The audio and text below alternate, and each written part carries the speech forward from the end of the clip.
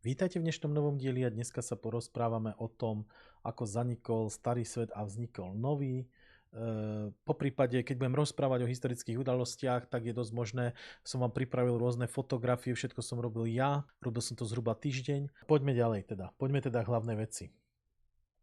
Okrem hlavných kolonizačných mocností, ako je Anglicko, Francia, Španielsko a Portugalsko, mimo týchto hlavných kolonizačných síl sa podielali aj Rusi, Belgičani, Lotyši, Škoti, dokonca aj Vikingovia. Švedi založili kolóniu Nové Švédsko v roku 1638 v údolí rieky Delaware.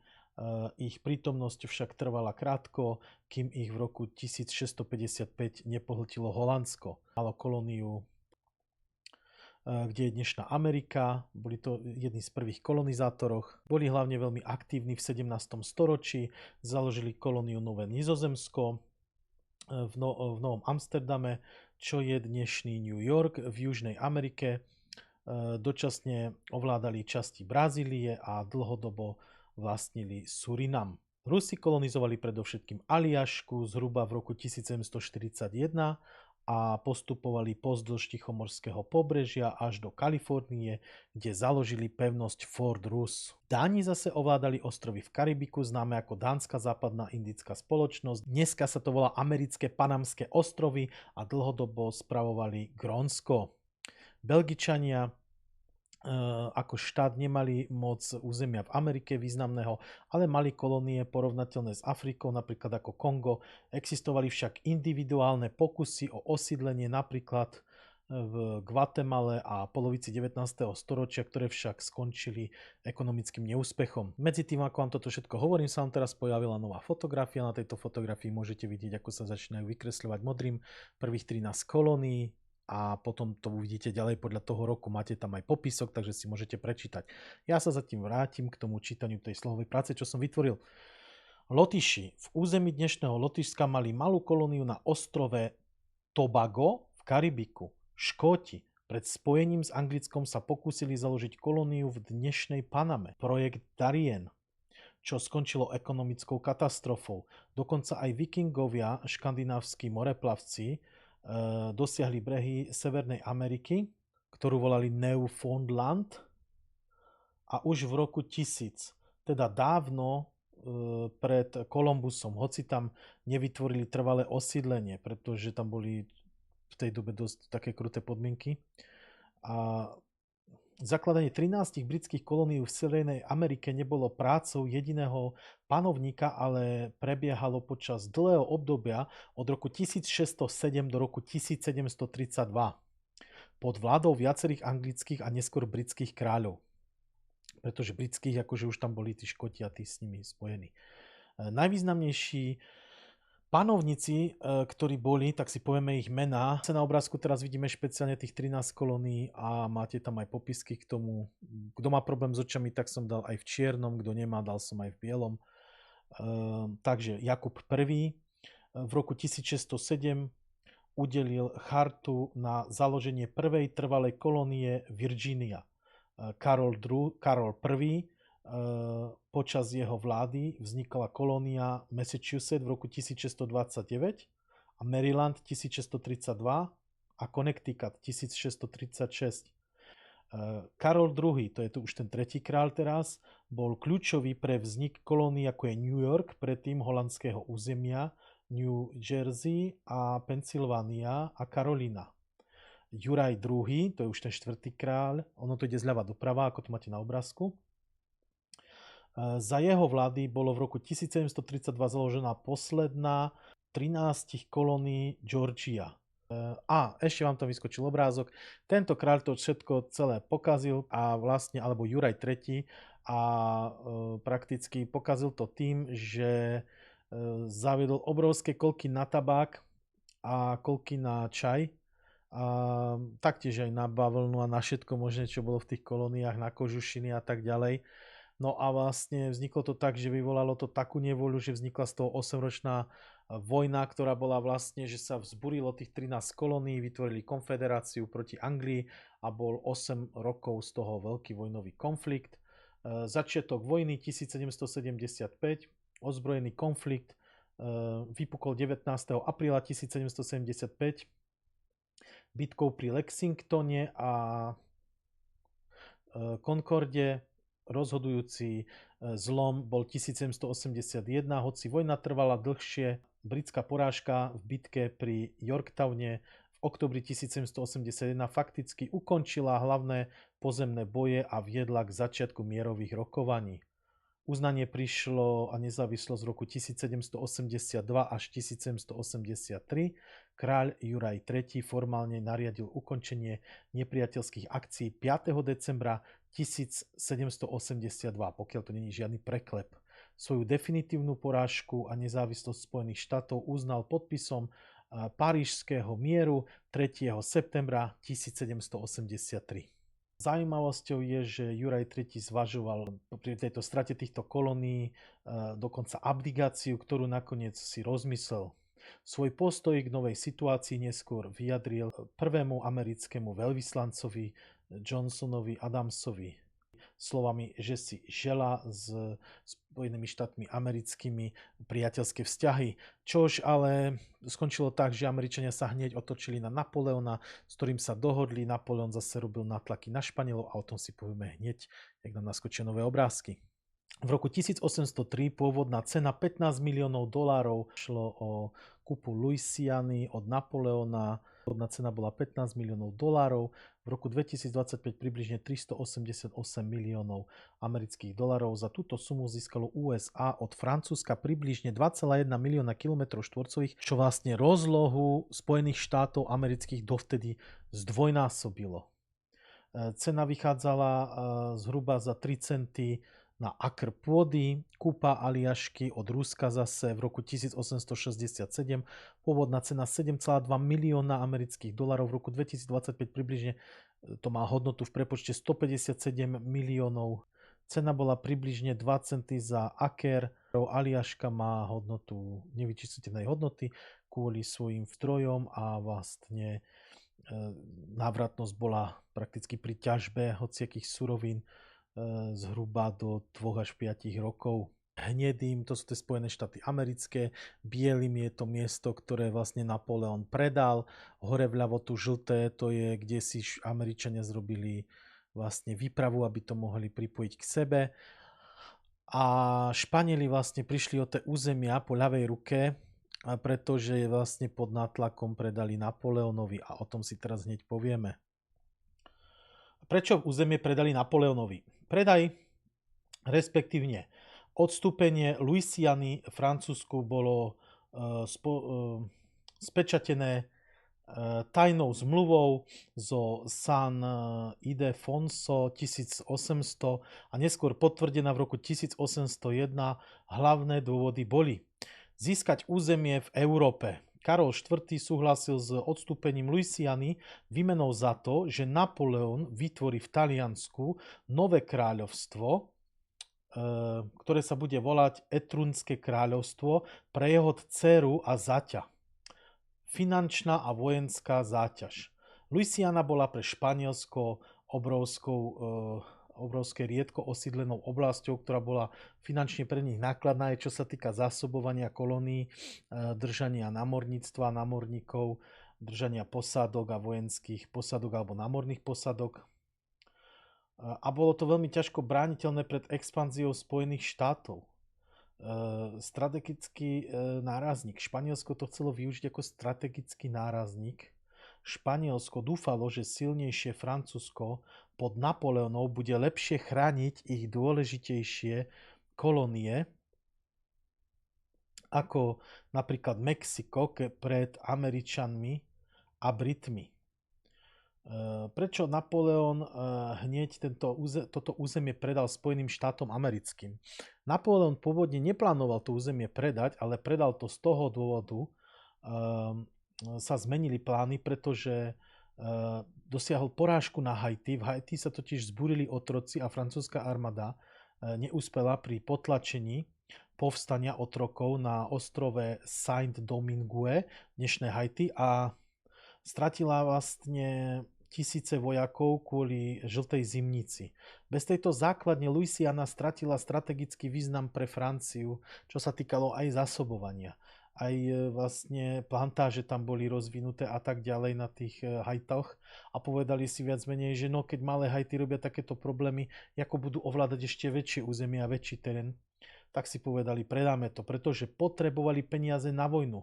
Napoleon nutne potreboval finančné zdroje na chystanú vojnu s Britániou. V roku 1803 tak Napoleon predal celú Louisianu Spojených štátov amerických za približne 15 miliónov dolárov a oneskôr asi zhruba 60-70 rokov predali zase Rusi Aliašku za 7,2 milióna dolárov. Čo sa zmenilo? Dokonca bol tlak na panovníkov. Napoleon istým spôsobom zradil svojich španielských priateľov, pretože neskôr v roku 1808 Napoleon pozval Karla IV. A Ferdinanda VII. Do francúzskeho Bayonne, kde ich pod obrovským nátlakom prinútil vzdať sa španielského trónu v prospech svojho brata Jozefa Bonaparteho. Tento moment viedol k strate španielských kolónií nad takmer celou Latinskou Amerikou. Takže takto Napoleon vlastne zradil svojich španielských kamarádov, takže každý myslel na svoje vlastné záujmy, jak Španieli, tak Francúzi. V pozadí vidíte ďalšie fotky historické. No a čo by som chcel ešte špeciálne povedať? No a my tu máme teraz fotky vlastne. Na fotkách môžete vidieť rôzne farebne označené kmene, kde žili a pôsobili, jak po celých Spojených štátoch, tak východné aj západné pobrežie. No a ja by som vám chcel porozprávať o najznámejších indianských, alebo vybral som pár veľmi známych indianských osobností, o ktorých vám teraz prečítam a porozprávam, čo som si pripravil v slohu. Takže počas kolonizácie Spojených štátov amerických v expanzii na západ, najmä v 18. a 19. storočí, bojovalo o svoju moc a územie mnoho významných náčelníkov. Sediaci byk sa narodil okolo roku 1831.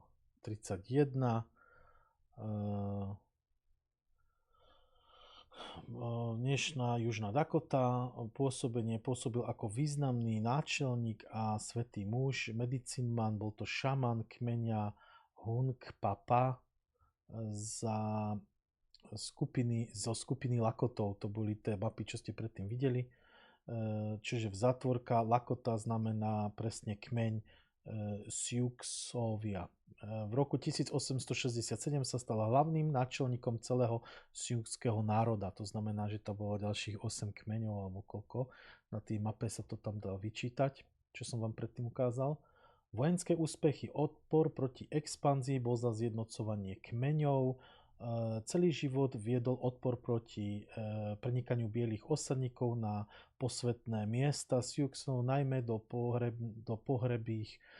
priestorov, ktoré boli určené ako sveté, pretože tam mali svojich mŕtvych. Lenže oni chceli pôdu, takže im bolo jedno mŕtvolka, nemrtvolka. Zúčastnil sa bitky pri Little Bighorne v 76. Jeho najvyšší úspech, hoci sa priamo nezúčastnil boja kvôli rituálnemu oslobodeniu, jeho vízia porážky amerických vojakov vlastne dostal víziu počas rituálu, ktorý sa volal Tanec slnka, inšpiroval slavné knižné prakticky diela, ktoré neskôr vyšli a vlastne mal takú víziu a v tej vízii povedal, že síce porazia bieleho muža v tej bitve, ale nesmú si brať žiadne veci od mŕtvych mužov, pretože potom prehrajú tú vojnu proste. Že tie veci sú akože nešťastné a prekliaté a oni to prekliatie na seba preberú. Čo je veľmi zaujímavé, lebo prakticky sa to aj tak potom vyplnilo. Podarilo sa mu spojiť kmene Siouxov a Cheyenov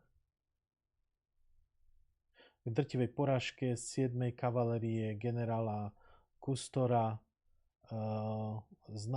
Bol známy odvahou. V roku 1872 si počas bitky demonštratívne sadol pred líniu amerických vojakov a uprostred palby si pokojne vyfajčil fajku. Tak ten mal teda nervy z oceli, nebo zo železa minimálne. Ako vlastne pôsobil jeho život po vojne? Po vojne pôsobil jeho život takým spôsobom, že bol exilantom v Kanade, čelili Indiani stupňovanému prenasledovaniu a nátlaku zo strany Američanmi. Sediaci Bik s vernými odišiel do Kanady, kde žil v rokoch 77 až 81, samozrejme 1800, hej. A nechce sa mi to vraveť celé. Kapitulácia 1881. Kvôli hladu a nedostatku bizonov sa nakoniec vrátil do USA v 19. júla 81, sa vzdal do Fort Buforda so slovami: Nech je zaznamenané, že som bol posledným mužom svojho ľudu, ktorý zložil zbrane. Krátko, asi 4 mesiace cestoval s Buffalo Billom v jeho populárnej show, kde si získal cestovateľskú slávu. Jeho smrť. Zomrel 15. decembra 1890 pri pokuse o zatknutí indiánskou políciou a rezervácii Standing Rock. Dôvod zatknutia: úrady sa obávali, že bol ako veľmi vplyvný a obávali sa šírenia náboženského hnutia tanec duchov, ghost dance, ktoré vnímali ako predzvesť vzbúry. Počas potyčky pri jeho zbúre bol postrelený do hlavy a hrude. Pamätníky a miesta odpočinku. Existujú dve miesta spojené s jeho pozostatkami. Pôvodne bol pochovaný vo Fort Yates, Severná Dakota, no v roku 1953 jeho príbuzní údajne preniesli ostatky do blízkeho Južnej Dakoty. Pamätník sediaceho bika v tej Južnej Dakote, na mieste jeho hrobu stojí veľká žulová Žioľkovského. No, tak to bol nejaký poľský známy sochár, podľa mena. To Maďar asi nebol. Je uctievaný aj v národnom pamätníku bitky pri Little Biku v Montane. Tak, to sme mali tohoto pána na holenie. Ja sa ešte pozriem, či tu nemám niečo nachystané ďalšie. A mám tu ešte posledného Indiána, ktorý tam už dávno na obrázku je, ale jelikož mám toľko tých informácií, tak obrázky idú rýchlejšie. Prečo je to tak? Pretože najprv sa vytvára pozadie, potom sa vytvárajú obrázky, potom sa vytvorené obrázky vkladajú, vytvára sa film a potom sa ten film dabuje.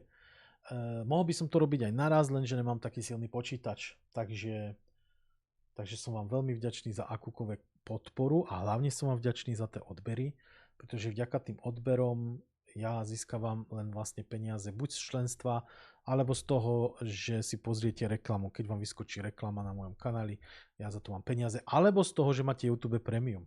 Takže pokud máte YouTube Premium, pozrite sa na moje videá, neskačú vám reklamy, tak ja mám z toho niečo. Pokud máte nejaké špeciálne unblockery, aby ste tie videá videli prakticky, tak ja z toho nemám nič. No a pozrieme sa na posledného pána na holenie.